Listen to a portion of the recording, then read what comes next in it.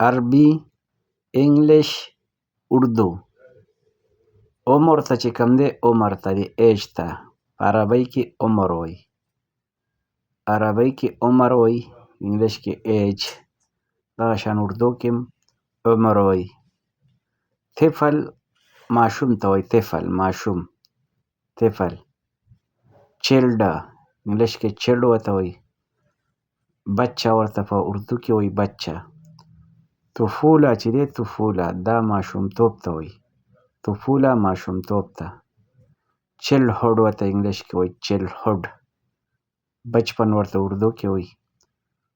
اوس جوان یا نوجوان دې ته شباب وایي، نوجوان یا جوان. شاب هم ورته وایي شاب، خو زیات چې کوم دی عربو زبان والا شباب وایي، شباب، شباب، جوان. یوت، یوت نوجوان نسل ته هم وایي او نوجوان ته اصل کې ینګ مین وایي، ینګ مین، نوجوان، ینګ مین، نوجوان. اوس جواني چې کوم دی دې ته هم یوت ویلی شي، نوجوان نسل ته هم یوت ویلی شي، لړک فن هم ورته ویلی شي. کهوله، کهوله چې کوم دی د پوخ عمر ته، هغې عمر ته وایي کوم چې د 30 سال نه د 50 سال عمر کې.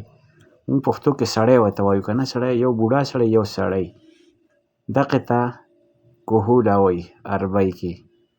او انګلیش کې ورته آټم وایي، آټم، دغه سړي ته آټم وایي. پوخته عمر ورته اردو کې وایي.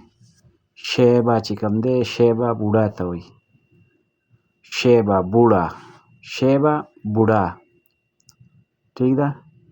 دغه شان انګلیش کې ورته اولډ مین وایي، بوډا سړی لکه بوډا. او بوډا ورته په دا کې وایي، په اردو کې وایي بوډا، بوډافه.